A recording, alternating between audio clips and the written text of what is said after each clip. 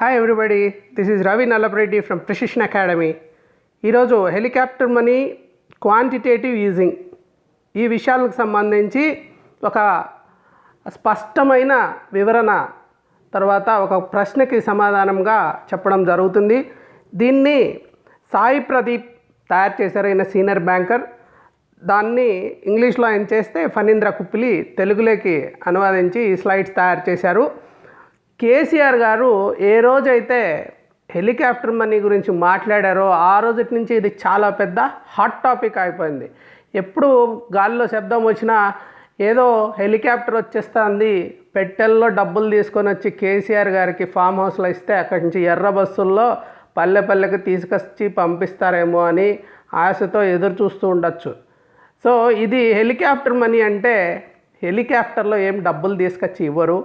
అయితే అంత ఆ మాత్రం దాదాపు మీకు అందరికీ తెలిసే ఉంటుంది. కాకపోతే స్పష్టత లేదు. హెలికాప్టర్ మనీకి క్వాంటిటేటివ్ ఈజింగ్కి ఏంటి తేడా, క్వాంటిటేటివ్ ఈజింగ్కి కన్వెన్షనల్ ద్రవ్య విధానానికి సాంప్రదాయ ద్రవ్య విధానానికి ఏంటి తేడా? ఈ తేడాలు స్పష్టంగా తెలియకపోతే కన్ఫ్యూజన్ ఎక్కువ నడుస్తూ ఉంటుంది. ఒకదాంట్లోని ఫీచర్స్ ఒకదాంట్లోకి చెప్పేసుకుంటూ ఉంటాము, స్పష్టత అనేది ఉండదు. పాలు నీళ్ళు హంస ఎలాగైతే వేరు చేస్తుందో అలాగా మనము ఈ మూడింటిని వేరు చేసి స్పష్టంగా అర్థం చేసుకోవడం 10-15 నిమిషాల్లో మీకు ఆ స్పష్టత వచ్చేస్తుంది. చాలా కేర్ఫుల్గా వినండి, చాలా ఇంపార్టెంట్ టాపిక్ ఇది. ప్రశ్న ఏమంటే హెలికాప్టర్ మనీ మరియు క్వాంటిటేటివ్ యూజింగ్ గురించి క్లుప్తంగా వివరించండి. క్వాంటిటేటివ్ ఈజింగ్, హెలికాప్టర్ మనీ మరియు సాంప్రదాయ ద్రవ్య విధానాల మధ్య సారూప్యాలు మరియు భేదాలు వివరించండి. సో ఈ 3 విషయాల గురించి మనకు ఇప్పుడు స్పష్టత వస్తుంది.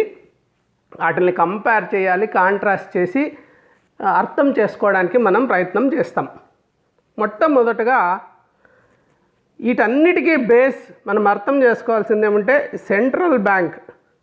ఈ సెంట్రల్ బ్యాంక్ అనేది కమర్షియల్ బ్యాంక్స్తో ఎలా ఆపరేట్ చేస్తుందో చూద్దాం. ఇక్కడ కమర్షియల్ బ్యాంక్స్కి లోన్స్ ఇస్తుంది. తర్వాత ఇంకా CRR, SLR, repo, reverse repo ఇట్లాంటి బ్యాంక్ రేట్ ఇట్లాంటి ఇన్స్ట్రుమెంట్స్ ద్వారా ఇది ఏం చేస్తుందంటే ఎంత ద్రవ్యాన్ని నిలవ పెట్టుకోవాలి, తర్వాత అది ఎంత ఇంట్రెస్ట్ పే చేయాల్సి వస్తుంది సెంట్రల్ బ్యాంక్ నుంచి తీసుకుంటే, ఇలాంటివన్నీ కూడా సెంట్రల్ బ్యాంకు కమర్షియల్ బ్యాంక్స్తో డీల్ చేస్తూ ఉంటుంది. కమర్షియల్ బ్యాంక్స్ లెండింగ్ రేటు, మనకిచ్చే డిపాజిట్ల మీద వచ్చే ఇంట్రెస్ట్ కావచ్చు, మనకేమన్నా అప్పు ఇచ్చినప్పుడు ఎంత వడ్డీ వాళ్ళు తీసుకుంటారనేది, ఇవన్నీ కూడా ఇండైరెక్ట్గా సెంట్రల్ బ్యాంకే నిర్ణయిస్తుంది, అంటే ఇన్ఫ్లుయెన్స్ చేస్తుంది. అలాగే సెంట్రల్ బ్యాంకు గవర్నమెంట్తో ఎలా డీల్ చేస్తుంది అంటే గవర్నమెంట్ బాండ్స్ తీసుకోవడము, గవర్నమెంట్స్ దగ్గర రిజర్వ్స్, తర్వాత దీనికి ప్రాఫిట్స్ వచ్చినప్పుడు గవర్నమెంట్కి ఇస్తుంది. సో ఈ రకంగా గవర్నమెంట్కి బ్యాంక్ ఏదిరా అంటే రిజర్వ్ బ్యాంక్ ఆఫ్ ఇండియా, అదే సెంట్రల్ బ్యాంక్. సో ఇది government bank and bank of banks, banker of banks. So ఈ రకంగా సెంట్రల్ బ్యాంక్ అనేది ప్రభుత్వంతో కమర్షియల్ బ్యాంక్స్తో డీల్ చేస్తూ ఉంటుంది. మరి గవర్నమెంట్కి ఈ ప్రజలు హౌస్ హోల్డ్స్కి ఏంటి రిలేషన్షిప్ అంటే వీళ్ళు హౌస్ హోల్డ్స్కి స్కీమ్స్, వేరియస్ స్కీమ్స్ ద్వారా డబ్బులు ఇవ్వడం, తర్వాత ట్యాక్సులు కలెక్ట్ చేస్తుంది గవర్నమెంట్. అలాగే బిజినెస్ పీపుల్తో ఏం చేస్తాము, బిజినెస్ పీపుల్తో కూడా ఇంటర్వెన్షన్స్ ఉంటాయి, తర్వాత బిజినెస్ వాళ్ళ దగ్గర ట్యాక్సులు కలెక్ట్ చేయడం జరుగుతుంది. మరి ఈ 5 మంది players, 1 commercial banks, 2 central banks, 3 government, 4 households, 5 businesses. So 5 big picture అర్థం చేసుకోవాలి. విహంగ వీక్షణం చేస్తున్నాం మనం ఇప్పుడు. ఈ 5 ప్లేయర్స్ ఉన్నారనమాట, 5 రకాలైన ప్లేయర్స్. సో ఇది హౌస్ హోల్డ్స్ ఏం చేస్తాయి? హౌస్ హోల్డ్స్ ఇప్పుడు ఏమన్నా వస్తువులు కొనుగోలు చేయడం ఇలాంటివన్నీ చేస్తుంటాయి బిజినెసెస్లో, లేకుంటే ఇన్వెస్ట్ చేస్తూ ఉంటారు బిజినెస్లో హౌస్ హోల్డ్స్ నుంచి షేర్లు కొనడం అలాగా. తర్వాత ఏమో బిజినెస్లు ఏం చేస్తాయి, గూడ్స్ అండ్ సర్వీసెస్ హౌస్ హోల్డ్స్కి ఇస్తాయి. ఈ హౌస్ హోల్డ్స్ ఏం చేస్తారు, ఇక్కడ డిపాజిట్స్ పెట్టుకుంటారు, ఇంట్రెస్ట్ వస్తుంది వాళ్ళకి, తర్వాత లేకుంటే లోన్లు తీసుకుంటారు, వీళ్ళు ఇంట్రెస్ట్ పే చేస్తారు. బ్యాంక్స్ కార్పొరేట్ సెక్టర్స్తో కూడా అంతే, వాళ్ళ దగ్గర డిపాజిట్స్ తీసుకుంటుంది, వాళ్ళకు లోన్స్ ఇస్తూ ఉంటుంది, ఇంట్రెస్ట్లు పే చేస్తుంది, లేకుంటే ఇంట్రెస్ట్ కలెక్ట్ చేసుకుంటూ ఉంటుంది. ఈ 5 ప్లేయర్స్ మధ్య ఫ్లో ఉంటుంది, కరెన్సీ ఫ్లో. కరెన్సీ ఒకరి దగ్గర నుంచి ఒకరికి మూవ్ అవుతూ ఉంటుంది, రొటేట్ అవుతూ ఉంటుంది, అదే దాని పని. సో ఇవన్నీ ఈ వ్యాపారాలు, ఆర్థిక లావాదేవీలన్నిటికీ కరెన్సీ మూలం. ఇది ఎలా అవుతుంది? దీన్ని నియంత్రణ ఎవరు చేస్తారంటే సెంట్రల్ బ్యాంక్ ముఖ్యంగా మానిటరీ పాలసీ అంటే ద్రవ్య విధానం ద్వారా చేస్తూ ఉంటుంది. దానికి సంబంధించిన ఈ 3 విధానాలు మనం ఇప్పుడు స్పష్టంగా అర్థం చేసుకోవడానికి ట్రై చేస్తాం. ఒకటి క్వాంటిటేటివ్ ఈజింగ్. సో లాస్ట్లో మనము హెలికాప్టర్ మనీకి వెళ్దాం. ఫస్ట్ క్వాంటిటేటివ్ ఈజింగ్ అంటే ఏంటి? ఇది ఒక ద్రవ్య విధానము. దీని ద్వారా ఆర్థిక కలాపాలను విస్తరించడానికి, ఆర్థిక వ్యవస్థలో డబ్బును చొప్పించడానికి, ఆర్థిక వ్యవస్థలో డబ్బులు ఎక్కడంటే అక్కడ యాడ్ చేస్తూ వస్తారు. సెంట్రల్ బ్యాంకు ప్రభుత్వ బాండ్లను లేదా ఇతర ఆర్థిక ఆస్తులను కొనుగోలు చేయడం మొదలుపెడుతుంది. ఇలా చేయడం ద్వారా ఎకానమీలోకి, ఆర్థిక వ్యవస్థలోకి డబ్బును చొప్పించడం జరుగుతుంది. ఎప్పుడు చేస్తారంటే ద్రవ్యోల్బలం తక్కువగా లేకంటే ప్రతికూలంగా అంటే నెగిటివ్గా చాలా తక్కువ లేకంటే 1-2% ఆర్ నెగిటివ్ ఉన్నప్పుడు ఇది ఉపయోగించబడుతుంది. మామూలుగా ప్రామాణిక విస్తరణ ద్రవ్య విధానం ప్రభావం లేని సందర్భాల్లో దీన్ని ఉపయోగిస్తారు. ఇప్పుడు ఎప్పుడు మొదలైంది దీని హిస్టరీ ఏంటి అని చూస్తే యుఎస్ ఫెడరల్ రిజర్వ్ 1930 దశకంలో 40 దశకంలో మహామాంద్యం వచ్చినప్పుడు ఇలాంటివి మొదలుపెట్టారు. ఇది మొట్టమొదట ఈ పదాన్ని వాడింది అంటే బ్యాంక్ ఆఫ్ జపాన్ వాళ్ళు ఉపయోగించారు. కానీ ఇమ్మీడియట్గా వాళ్ళు దాన్ని ఇంప్లిమెంట్ చేయలేదు. 2008 సంక్షోభం తర్వాత చాలా దేశాలు దీన్ని అనుసరించాయి. లైక్ అమెరికా, బ్రిటన్, జపాన్ ఇట్లాంటి దేశాలన్నీ ఇట్లాంటి క్వాంటిటేటివ్ ఈజింగ్ని పాటించడం మొదలైంది. సో ఇది ఏ రకంగా చేస్తారు క్వాంటిటేటివ్ ఈజింగ్ అంటే క్రెడిట్ ఛానల్. సో బ్యాంకింగ్ రంగంలో ద్రవ్యతను కలిగించడం ద్వారా చేస్తారు. ఫస్ట్ కమర్షియల్ బ్యాంక్స్లో లిక్విడిటీ ద్రవ్యత పెంచుతారు. తర్వాత పోర్ట్ఫోలియో రీబ్యాలెన్సింగ్ చేస్తారు. పోర్ట్ఫోలియోని రీబ్యాలెన్సింగ్ దేంట్లో ఎంతెంత ఇన్వెస్ట్ చేస్తారనేది పోర్ట్ఫోలియో. దాన్ని క్యూఈ అమలు చేయడం ద్వారా సెంట్రల్ బ్యాంక్ ఏం చేస్తుందంటే మార్కెట్ నుంచి సురక్షిత ఆస్తులను తీసేసుకోవడము, అది ఒక చాలా ముఖ్యమైన భాగం అన్నమాట.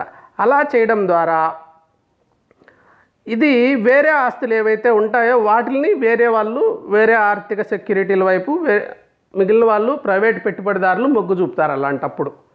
అలాగే సార్వభౌమ బాండ్లపై దిగుబడిని తగ్గిస్తాయి, ఇంట్రెస్ట్ రేట్స్ని. సో ఇది లాంగ్ టర్మ్ ఇంట్రెస్ట్ రేట్స్ అన్నమాట, లాంగ్ టర్మ్ బాండ్స్. దీని ద్వారా ప్రభుత్వాలు ఏం చేస్తాయి, దీని చౌకగా తయారవుతుంది అనమాట ఆ బాండ్స్. ఇది ఆర్థిక వ్యవస్థకు ఉద్దీపన అందించడానికి ఉపయోగపడుతుంది. స్టిమ్యులస్. అయితే ఈ స్లైడ్లో మీకు క్లారిటీ రాదు. సో నెక్స్ట్ స్లైడ్లో మీకు చాలా స్పష్టంగా మీకు అర్థమయ్యేలాగా వివరిస్తాను. చూడండి, ఇది చూడండి. ఇప్పుడు వడ్డీ రేటు విషయానికి వస్తే ద్రవ్య విధానం ఎలా చేస్తుంది అంటే సాంప్రదాయ ద్రవ్య విధానము, క్వాంటిటేటివ్ ఈజింగ్, ఈ రెండింటి మధ్య తేడాలు అర్థం చేసుకుంటే మీకు క్లారిటీ వస్తుంది. క్వాంటిటేటివ్ ఈజింగ్ అంటే ఇది వడ్డీ రేట్లో స్వల్పకాలిక వడ్డీలు, షార్ట్ టర్మ్ ఇంట్రెస్ట్. సో స్వల్పకాలిక వడ్డీల్లో మార్పుల్ని మామూలుగా ద్రవ్య విధానంలో మ్యానిపులేట్ చేయడము, కొంత హెచ్చుతగ్గులు అయ్యేలాగా చేయడము చేస్తారనమాట. సో స్వల్పకాలిక బాండ్లను, షార్ట్ టర్మ్ బాండ్స్ తీసుకుంటారు వీళ్ళు. అట్లా చేయడం ద్వారా స్వల్పకాలిక వడ్డీలలో వాళ్ళు మార్పుని సాధిస్తారు. అది సాంప్రదాయ ద్రవ్య విధానంలో జరిగే పని. కానీ క్వాంటిటేటివ్ ఈజింగ్లో ఏం చేస్తారంటే దీర్ఘకాలిక బాండ్లను కొనుగోలు చేస్తారు. సో స్వల్పకాల కాదు, దీర్ఘకాలిక వడ్డీలో మార్పు వస్తుంది. దానివల్ల ఏమైతుంది, తగ్గుతుంది మార్పు. అంటే దీర్ఘకాలిక వడ్డీ అంటే 5 ఏళ్ళకి 10 ఏళ్ళకి మనం కట్టేది ఉంటుంది కదా, వాటిల్ని తగ్గేటట్టు చేస్తారు. అలా ఎందుకు చేయాలా? ఎకానమీ పడిపోయినప్పుడు ఇప్పుడు కార్లు కానీ, ఇండ్లు కానీ, లేకుంటే మిషనరీ కానీ, యంత్రాలు, ఇవన్నిటి మీద పెట్టుబడి పెట్టలేము. అలాంటప్పుడు లాంగ్ టర్మ్ ఇంట్రెస్ట్ తగ్గిపోతే అప్పుడు ఇవన్నీ కొనడం ఇవి కొంటేనే కదా ఎకానమీ మళ్ళీ ఇంప్రూవ్ అయ్యేది. సో షార్ట్ టర్మ్ కాదు లాంగ్ టర్మ్ లోన్స్ వాటికి రుణాలకి వడ్డీలు తగ్గాలి. అది క్వాంటిటేటివ్ ఈజింగ్కి సాంప్రదాయ ద్రవ్య విధానానికి ఒక తేడా. స్ట్రాటజిక్ అంటే లాంగ్ టర్మ్ ఇంపాక్ట్ క్వాంటిటేటివ్ ఈజింగ్లో ఉంటే, షార్ట్ టర్మ్ ఇంపాక్ట్ ద్రవ్య విధానంలో ఉంటుంది. దీర్ఘకాలిక వర్సెస్ స్వల్పకాలిక. దీని లక్ష్యం ఏమి? ఈ రెండిట్లో లక్ష్యం వేరుంది. ద్రవ్య విధానం లక్ష్యం ఏమంటే ద్రవ్యోల్బణాన్ని నియంత్రించడము, టార్గెటింగ్ ఇన్ఫ్లేషన్ అనేది మరి 8-9 అట్లుంటే సామాన్య ప్రజలకు ఇబ్బంది అవుతుంది కాబట్టి టార్గెటింగ్ ఇన్ఫ్లేషన్ టార్గెటింగ్ అంటారు దాన్ని. సో ద్రవ్యోల్బణాలని నియంత్రణ చేయడమే మామూలుగా ద్రవ్య విధానం యొక్క లక్ష్యం. కానీ క్వాంటిటేటివ్ ఈజింగ్ విషయానికి వస్తే, సో నెగిటివ్ గ్రోత్ ఉందనుకోండి, రిసెషన్కి వచ్చేసింది, అట్లాంటప్పుడు వ్యవస్థకు ఉత్ప్రేరకాలని ఇవ్వడమే క్వాంటిటేటివ్ ఈజింగ్ యొక్క పని. అదే కరెన్సీ విలువ ఏమవుతుంది అంటే ద్రవ్య విధానం ద్వారా ఏమీ ప్రభావం ఉండదు కరెన్సీ మీద, కానీ క్వాంటిటేటివ్ ఈజింగ్ మీద కొంత ప్రతికూల ప్రభావం ఉండొచ్చు. క్వాంటిటేటివ్ ఈజింగ్ చేసినప్పుడు ఏ కంట్రీలో అయితే చేస్తారో ఆ కంట్రీ యొక్క కరెన్సీ విలువ తగ్గిపోయే అవకాశం అయితే ఉంది. తర్వాత పర్యవసానం ఎలా ఉంటుంది? సో ఇది ఆర్థిక వ్యవస్థలో డబ్బు సరఫరాను పెంచడము, క్రెడిట్ సరఫరాను నియంత్రించడము ఇలాంటివి చేస్తాయి. అదే క్వాంటిటేటివ్ ఈజింగ్ యొక్క పర్యవసానం ఏముంటుందంటే నిరుద్యోగాన్ని తగ్గిస్తుంది, అలాగే కొనుగోళ్ళని ప్రోత్సహిస్తుంది, స్టాక్ మార్కెట్లో స్టాక్ ప్రైజెస్ పడిపోకుండా కొంతవరకు ఇది సహాయం చేస్తుంది. స్టాక్ మార్కెట్లో ప్రైజెస్ పడిపోకుంటే ఏంటి లాభం ఎకానమీకి అని చూస్తే, స్టాక్ మార్కెట్ అంటే కంపెనీలకు ఒక్కటే సంబంధం కాదు, మనలాంటి వాళ్ళు అందరం కూడా షేర్లు కొనుక్కుంటాం. సో షేర్లు కొనుక్కున్నప్పుడు షేర్ వాల్యూ పడిపోయింది అనుకోండి, అప్పుడు ఏమవుతుంది? మన సంపద పడిపోయినట్టే. ఇప్పుడు నాకు ఒక రోజు ఒక 20 లక్షలు ఉన్న షేర్ 15 లక్షలకు వచ్చేసింది మొత్తం అన్ని షేర్లు కలిపి, అంటే 5 లక్షలు నాకు తగ్గిపోయినట్టే కదా. సో నేను ఇన్వెస్ట్ చేయాలంటే ఎక్కడైనా కానీ ఖర్చు పెట్టాలంటే నేను భయపడతాను. అప్పుడు అలా కాకుండా 20 లక్షలు అలాగే ఉంటే మన దగ్గర ధనం అనేది సంపద అనేది ఉంటుంది కాబట్టి వ్యయం అనేది జరుగుతుంది. అది గుర్తుపెట్టుకోండి. షేర్ వాల్యూ పడిపోయినప్పుడు ఎకానమీలో హౌస్ హోల్డ్స్కి కూడా స్పెండింగ్ కెపాసిటీ తగ్గిపోతుంది, ఖర్చు పెట్టే శక్తి తగ్గిపోతుంది. ఇప్పుడు హెలికాప్టర్ మనీ గురించి మాట్లాడుకున్నాం. హెలికాప్టర్ మనీ అనేది ఒక సైద్ధాంతిక మరియు అసాధారణమైన ద్రవ్య విధాన సాధనము. సాధారణమైనది కాదు, ఇది అసాధారణమైనది, చాలా ఎక్సెప్షనల్, డిఫికల్ట్ సిచ్యువేషన్స్లో మాత్రమే వాడే ఒక థియరిటికల్ మోడల్ ఇది. సో భౌతిక కరెన్సీ అంటే కరెన్సీ కట్టలు ఉంటాయి కదా, వాటిని కానీ బుక్ ఆఫ్ అకౌంట్స్ ఈ రెండిట్లో ఏదో ఒకటి కానీ రెండు కానీ వాడి ఆర్థిక వ్యవస్థలో భారీ మొత్తంలో డబ్బును ప్రవేశపెడితే మందగమనంలో ఉన్న ఆర్థిక వ్యవస్థకి ఉత్తేజపరచడానికి కేంద్ర బ్యాంకులు ఆర్బీఐ ఇలాంటిది ఉపయోగించుకుంటాయన్నమాట. హెలికాప్టర్ మనీ ఉపయోగించే అవకాశం ఉంది. ఇండియాలో జరగలేదు, ఇప్పుడు జరగాలని చెప్పి కేసీఆర్ గారు అడుగుతున్నారు. ఇది ఎప్పుడు మొదలైంది? 1969లో ఎకానమిస్టు మిల్టన్ ఫ్రెడ్మాన్ ప్రతిపాదించారు దీన్ని. అమెరికాలో బెన్ బెర్నాంకే లాంటి ఆర్థికవేత్తలు 2008లో ఆర్థిక మాంద్యం సృష్టించిన సవాళ్ళని అధిగమించడానికి, ఆర్థిక మాంద్యం వస్తే అప్పుడు 2008లో బ్యాంకులకి బెయిలౌట్ చేసేసారు. బ్యాంకులన్నీ చాలా నెగిటివ్ జోన్లోకి వెళ్ళిపోయి చాలా ప్రాబ్లం అయిపోయింది. ఆ బ్యాంకులు కూలిపోతే అక్కడ డిపాజిటర్స్ ఏమైపోవాలి, మొత్తం వ్యవస్థ అంతా నాశనం అయిపోతుంది కదా. వన్ టైం బెయిలౌట్ ఇచ్చారన్నమాట. అది కూడా ఇలాంటిదే. ఇలాంటి దాంట్లో ఉదాహరణగా దాన్ని మనం చెప్పుకోవచ్చు. ఏ పద్ధతులు వాడతారు హెలికాప్టర్ మనీ అంటే? నేను చెప్పాను మొదట, హెలికాప్టర్లో సూట్ కేసులు రావు అని. మరి ఎలా జరుగుతుంది? సో బడ్జెట్ లోటుని శాశ్వతంగా పూడ్చడము. ఇప్పుడు మనకు బడ్జెట్ నెగిటివ్ ఉంటుంది చాలా. ఇప్పుడు మనం పెట్టే ఖర్చులు ఎక్కువ ఉంటాయి, ఆదాయం తక్కువ ఉంటుంది ప్రభుత్వానికి. ఏం చేయాలా? ఆ లోటు అనేది ఉంటుంది, బడ్జెట్ లోటు. అప్పుడు ఆ బడ్జెట్ లోటుని పూర్తిగా ఈ ఆర్బీఐ ఏం చేస్తుందంటే బడ్జెట్ ఎంత లోటు ఉందో అంత డబ్బులు ఇచ్చేస్తుంది. అదొక పద్ధతి. ఆర్థిక సంస్థల ప్రత్యక్ష ప్రమేయం లేకుండా, అంటే కమర్షియల్ బ్యాంక్స్ ఏమి సంబంధం లేకుండా డైరెక్ట్గా డబ్బుల్ని ప్రైవేట్ రంగానికి బదిలీ చేసేయడం. సో ప్రైవేట్ రంగం చేతులకి డబ్బులు వస్తాయి, మళ్ళీ ప్రజల చేతికి వచ్చేస్తుంది, ఎకానమీ మళ్ళీ బాగుంటుంది. తర్వాత అన్ని కుటుంబాలకు సార్వత్రిక పన్ను మినహాయింపు ఇచ్చేయడం. సో యూనివర్సల్గా అందరికీ బాగా తక్కువ పన్ను కట్టండి అనడం. అట్లాంటప్పుడు వాళ్ళ డబ్బులు వాళ్ళ దగ్గరే ఉండడం. ఈ పద్ధతుల ద్వారా ఇది సాధించడానికి ప్రయత్నం చేస్తుందన్నమాట. ఇప్పుడు మనం వీటి మధ్యలో ఉన్న తేడాలు కొంచెం గమనిద్దాము. సో అకౌంటింగ్ పద్ధతి విషయానికి వస్తే హెలికాప్టర్ మనీ ఇది చాలా ముఖ్యమైన డిఫరెన్స్. ఇదేదో అకౌంట్స్కి సంబంధం కాదు. మనం అర్థం చేసుకోవాలంటే ఈ పాయింట్ క్లియర్గా అర్థం చేసుకోవాలా మీరు. హెలికాప్టర్ మనీలో ఏం చేస్తారంటే సెంట్రల్ బ్యాంకులు సింగిల్ ఎంట్రీ చేస్తారు, ఇచ్చేశారు అంతే. మళ్ళీ వెనక్కి వచ్చేది ఏమి ఉండదు, క్రెడిటార్ డెటార్ ఏమి ఉండదు. వన్ ఎంట్రీ వన్ సైడ్ ఇచ్చేయడము, రైట్ ఆఫ్. ఇంకా తర్వాత ఇది క్వాంటిటేటివ్ ఈజింగ్ అలా ఎప్పటికీ ఉండదు. ప్రభుత్వం నుంచి ఆస్తులు, బాండ్స్, అసెట్స్ బాండ్స్ అంటే ఆస్తులు అంటాం కదా, అది కొనుగోలు చేసి డబుల్ ఎంట్రీ సిస్టంలో వాళ్ళు మనకి ఇచ్చారు బాండ్స్, మనం వాళ్ళకి కరెన్సీ ఇస్తాం. ఆ రకమైన డబుల్ ఎంట్రీ ఉంటుంది. కానీ హెలికాప్టర్ మనీలో వన్ సైడ్ మళ్ళీ వెనక్కి వచ్చేది ఏమి ఉండదు, ఇచ్చేయడమే. అది చాలా ముఖ్యమైన తేడా రెండిటికి. దీని ప్రభావం ఎలా ఉంటుంది అంటే హెలికాప్టర్ మనీ ప్రభావము ఖర్చు పెట్టే డబ్బు పెరగడంతో ప్రజలపై ప్రత్యక్ష ప్రభావం ఉంటుంది. డైరెక్ట్ ఇంపాక్ట్, డబ్బులు వచ్చేసాయి ఇంటికి, ఇంకంతే డైరెక్ట్ ఇంపాక్ట్ గవర్నమెంట్స్కి వచ్చేసాయి. కానీ క్వాంటిటేటివ్ ఈజింగ్లో పరోక్ష ప్రభావం ఉంటుంది. ఎందుకంటే సెంట్రల్ బ్యాంకులు సృష్టించిన డబ్బు బ్యాంకింగ్ వ్యవస్థ ద్వారా మళ్లించబడుతుంది కాబట్టి సో కంట్రోల్డ్గా ఉంటుంది అక్కడ. ఇది అన్కంట్రోల్డ్గా ఉంటుంది. సో ఇంకొక విషయం, ముగింపు వినియోగం అంటే ఎండ్ యూస్. మామూలుగా బ్యాంకులకు వెళ్తేనే ఇది ఎందుకు వాడతామనే దానికి ఎక్కువ ముఖ్యం వాళ్ళకి. ఎన్ని తడా లేదనే దానికంటే కూడా ఎండ్ యూస్ మీదనే ఎక్కువ ఫోకస్ చేస్తూ ఉంటారు.